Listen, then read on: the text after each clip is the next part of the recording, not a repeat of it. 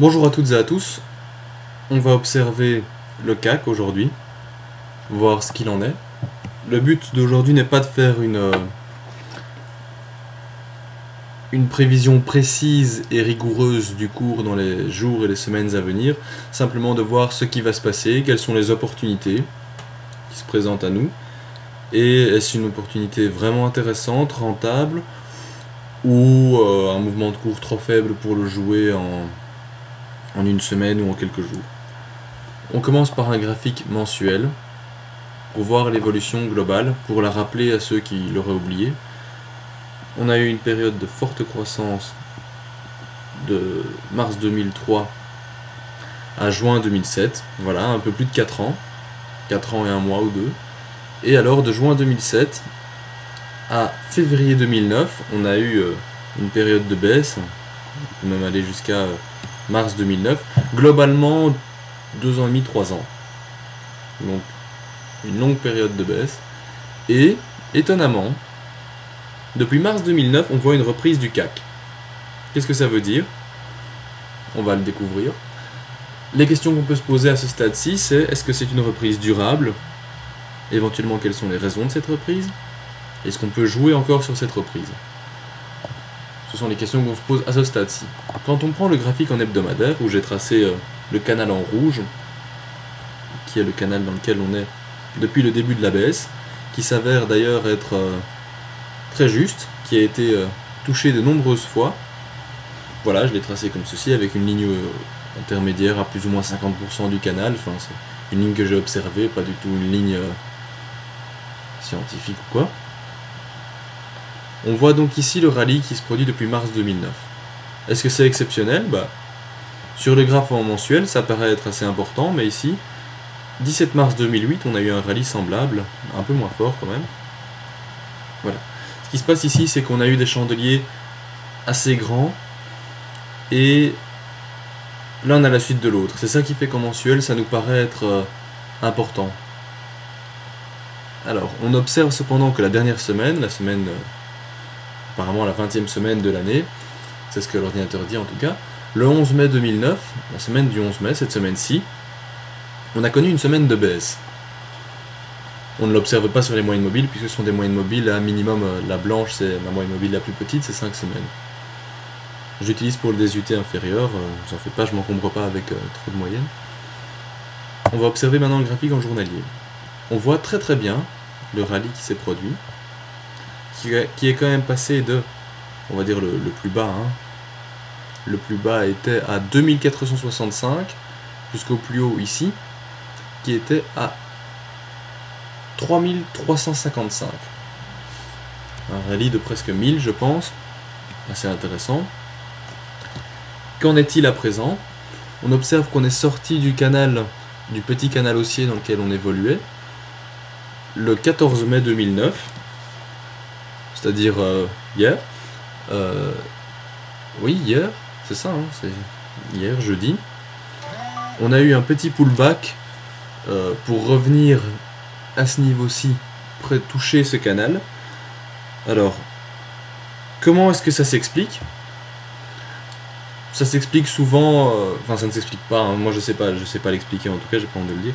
Souvent quand on sort d'un canal, on observe un pullback parce que les gens jugent ça allez, un peu alarmant, c'est-à-dire qu'ils vont prendre des mesures, etc.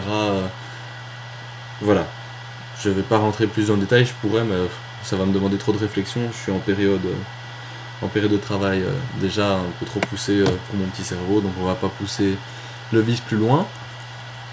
Alors, qu'est-ce qui pourrait se passer maintenant dans les semaines à venir? Pour ça, on va d'abord simplement s'en tenir à l'analyse graphique. Qu'est-ce qu'on voit? On voit donc qu'on a eu une petite sortie du canal, comme on vient de montrer, qu'on a touché le haut du canal haussier, et également le haut du canal baissier, approximativement. Qu'est-ce qui pourrait se passer maintenant? Eh bien que le cours retombe dans un canal baissier qui se dessinera à l'avenir, jusque au niveau intermédiaire, voire au niveau final du canal. Le niveau final du canal, vu le temps que ça pourrait prendre, je ne m'avance pas trop jusque là, parce que ça voudrait dire un CAC à 1734, et dans nos têtes ça paraît tellement improbable que je vais même pas essayer de défendre cette hypothèse-là. J'espère que ça ira pas aussi bas, maintenant pourquoi pas. Hein. Surtout quand on voit les choses à court terme, alors ça paraît vraiment déraisonnable. Voilà, il peut se passer ça, une petite baisse. Ça s'observerait avec des moyennes mobiles qui redescendraient à la baisse. On voit ici les moyennes mobiles à 5 et 10 jours, soit 1 et 2 semaines boursières, où il y a déjà eu le croisement de la moyenne mobile à 5 jours, donc une semaine boursière qui a croisé la deuxième semaine. Voilà, ça pourrait être un indicateur. On a la DX qui est devenue rouge. Je ne sais pas avec quoi vous travaillez comme indicateur. Moi, j'aime encore bien ces indicateurs-là. Mais je me relie surtout au cours. Alors, quels sont les objectifs qu'on pourrait donner? On a déjà une résistance importante à ce niveau-ci. Je vais vous la montrer en hebdomadaire.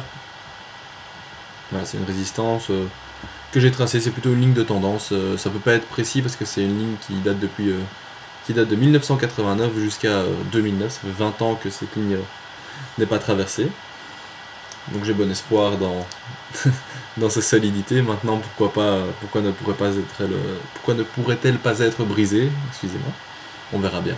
Si elle est brisée, eh bien, elle sera brisée comme elle l'a été plusieurs fois, mais rarement en dessous. C'est-à-dire que si on va jusqu'à 1800, on serait à un cours ici, là où j'ai mis mon curseur, et ça paraît vraiment...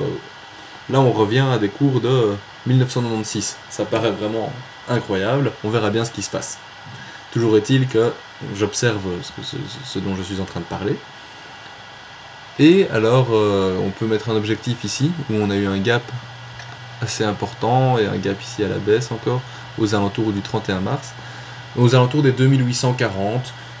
On verra bien ce qui se passe ensuite, si on ira plus bas ou pas. On a toujours 2700, voire même ici 2500. On verra ce qui se passe. Toujours est-il que, d'après moi, dans les jours et les semaines à venir, le CAC devrait redescendre. Je mets ici en vitesse un indicateur hebdomadaire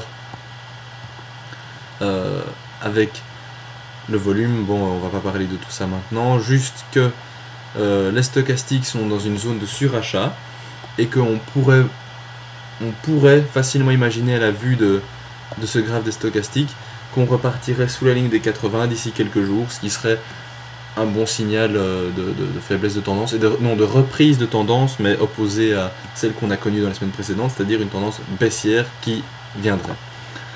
Voilà. Le RSI n'indique rien de spécial, il est aux alentours des 60. Le MACD dans un signal aussi, enfin soit beaucoup d'indicateurs se contredisent, mais on va dire qu'ici le stochastique est plus intéressant.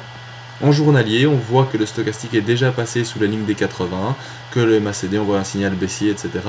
Ça peut être assez intéressant de jouer sur la baisse du CAC. J'espère que cette analyse vous a apporté en opinion soit dans votre sens, ou bien vous a ouvert l'esprit à d'autres possibilités.